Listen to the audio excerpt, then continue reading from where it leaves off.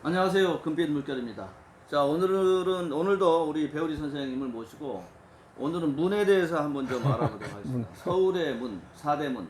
예. 사대문 하면 동대문, 서대문, 남대문, 북대문 뭐 이렇게 돼 있는데 북대문은 지금 없어졌죠? 있어요. 있습니까? 숙정문인가요? 서대문은 없어졌나요? 예. 예.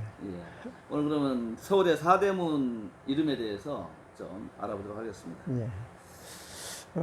지금 보시는 문이 숭례문이라고 해서 남대문입니다. 예. 근데 이제 지금 얘기했듯이 북대문은 없는 게 아니라 있죠.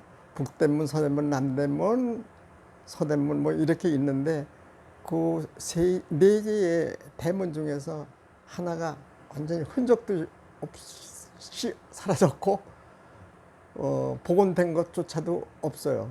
지금 남대문 있고 동대문 있고 서대문도 없어졌네요. 예. 예, 서대문도 없네요 지금. 이름만 서대문이 있고 그렇죠. 그리고 이제 남대문과 동대문이 지금 있을 뿐인데 예. 그런 사대문을 중심으로 한 그 도성의 문 그거 중심으로서 얘기를 할 거예요. 대문과 대문 사이에는 또 소문이 있었는데 그건 나중에 또 따로 얘기하기로 하고 그러시죠. 예, 오늘은 대문 얘기를 할 거예요. 이러한 문이 서울에 네 개가 있었다는 말씀을 제가 드려요. 이제 이게 충루잖아요. 예. 충루고 그렇죠. 이제 요 밑에를 갖다가 이제 홍해라고 그러죠. 예. 이제 이렇게 해서 요 밑으로 사람이 드나들게 하고 이쪽으로는 양쪽으로는 사람이 못 드나들죠. 이제 성벽이니까 여기로만 드나드는 그렇게 이제 만들어진 게 이제 이러한 게 이제 문 형태죠. 예. 이제 그러한 문이 서울에 네 개가 있었다는 말씀을 먼저 드리고요. 이제 그다음에 보면 그 옛날에 이제 그 모습을 먼저 보면은 그 문으로 이어지는 이런 길들이 있어요. 예. 근데 직공과 같이 쭉쭉 보는 거는 직선길이 아니라 거의 조금 좀 곡선형의 길, 마음대로 그냥 집 사이를 그냥 지나가는 이러한 옛날 길이 있었어요. 이 문이 지금 보면 이게 남대문 바뀐가 이렇게 되는데 바깥으로 초가집이 그냥 있는 거예요. 초가집도 아니에요. 예. 그리고 이제 소말, 우마들이 이렇게 짐을 싣고 왔다 갔다 하는 모습을 볼 수 있는 옛날 모습의 그런 길입니다. 그저 저쪽에 이제 문이 하나 있고요. 이제 이러한 문들이 여러 개 있었는데 이제 이러한 문을 지금 보면은 지금 얘기하는 동쪽에 흥인지문, 네, 동쪽에요. 서쪽에 돈이문, 이게 서대문인가요? 그렇죠. 남쪽에 숭례문, 예. 그렇죠. 그리고 북쪽에 숙정문, 이렇게 이제 네 개의 대문이 있고, 이렇게 예. 대문이 있고, 대문과 대문 사이에 소문이 이렇게 있었어요. 요게 북소문, 지금은 이제 해화문이라고 그래요. 예. 그리고 이 동문인 이 흥인지문과 숭례문서는 좀 멀기는 하지만 그 사이에 광희문이라는 문이 있었는데 이게 남소문입니다. 남소문이죠. 수구문이라고 불렀던 그 그렇죠. 문이죠? 이게 수구문이라고 불렀던 문이고요. 물이 나가기도 하고 또 시체가 나가기도 한다 해서 또 시구문이라고도 하고 시구문이죠. 예, 시구문, 수구문. 그리고 이제 이 남대문, 숭례문하고 서대문 사이에 소위문이라고 하는 이 문도 없어졌어요. 지금 거기 그 중앙일보 건물이 있는 그 근처에 그 문이 있었던데. 여기 소위문에서 소공동이라는 이름이 나오나요? 소공동하고는 다르죠. 소공동은 이 가운데 있고 여기 명동 쪽에 있는 거고. 이거는 만리제하에서 그렇게 멀지 않아요. 거기 여기 소위초등학교가 아직도 소위라는 이름을 달고 있죠. 소위초등학교. 그 상당히 오래된 학교죠. 예. 이게 이제 지금 바로 없어진 거지만은 지금의 큰 빌딩이 있는.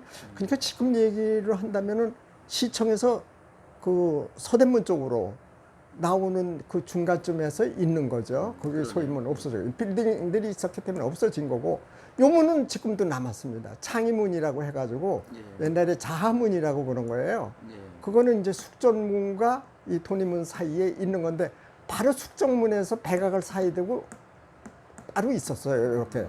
그러니까 인왕산과 백악 사이에 있는 문이 바로 북소문이에요. 근데 이거 두 개 다 지금 다 있는 거죠? 있어요. 예. 그래서 지금 저 서울 성곽길 걷는 사람들이 예. 이 문들을 다 거치고 가죠. 그렇죠? 그렇죠. 서울 성곽을 걷는 사람들이 이 문을 가. 여기는 성이 많이 없어졌기 때문에 성곽길이 좀 부실해요. 예. 이쪽으로 와서. 여기도 없어요. 빌딩들이 다 있었기 때문에 성곽들이 별로 없어요. 여기엔 조금 있어요. 제일 많은 곳이 성곽이 제일 많은 곳이 여기죠. 예. 그래서 이렇게 해가지고서 사대문 그리고 가운데 딱 뭐 가운데 문이 필요 없잖아요. 그래도 문을 하나 뒀는데 그게 이제 보신각 바로 이제 중앙문이죠. 예. 그 문 하는 게 이게 서울의 사대문이라고 볼 수가 있어요. 그래서 그 문들을 보면은 이렇게 이제 동그라미를 제가 그려봤어요. 그 동쪽에 인, 서쪽에 의, 남쪽에 내 예.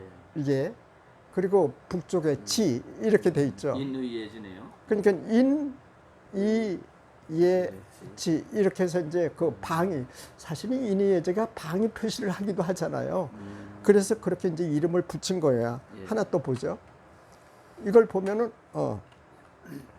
보면은 이 문이 지금 이게 자꾸 가네요.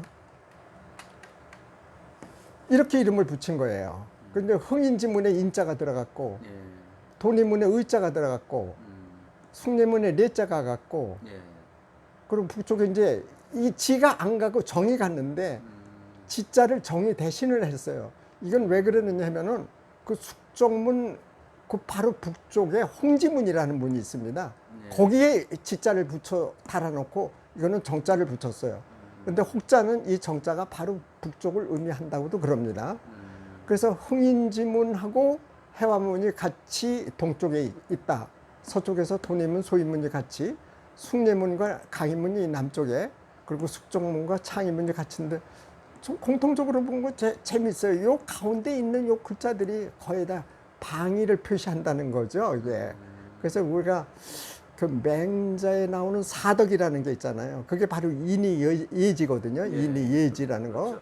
인이예지인데 그 인의 예지인데 그걸 한자씩 땄다는 거 하고 그 신을 가운데 또 하나 가지고 신까지 넣었어요.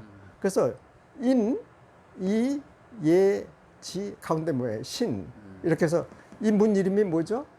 보신각이잖아요. 그렇죠. 예. 그래서 신자를 여기다 넣은 거예요. 가운데 이게. 그건 이제 그 신을 오행설에서 신을 하나 추가를 한 거죠. 그래서 인이 예지까지가 아니라 인이 예지 신까지 넣어가지고 그걸 이제 보통 우리가 얘기하는 이제 오상이라고 한다 이런 얘기거든요. 이렇게 해서 이제 붙인 건데 여기 재미난 것이 이게 왜 안 움직여요? 이게 재미난 것이 요걸 보시면 알 수가 있어요. 지금 이렇게 쭉 났어요. 여기 보면은 원 나오고요. 형 나오고 또 니 그렇죠. 정 이렇게 나오는데 혹시 우리 김숙수 대표 들어보면서 그 사람은 원형 이정이야 뭐 이런 말들 하는 수가 있어요. 그 이제 뭐 원칙에 아주 상당히 충실한 사람을 갖다가 원형 이정이 박다라는 얘기를 한 거잖아요. 맞아요? 예. 그 말 자체도 원이 바로 동쪽에 인하고 같이 있고 형이 남쪽에 같이 있고 리짝에 같아 해서 원, 형, 리, 정 이렇게 방위에 모든 걸 갖다가 집어넣고 색깔도 집어넣었어요. 이렇게 따로따로 집어넣고 놨어요. 그리고 철도 집어넣었다고요.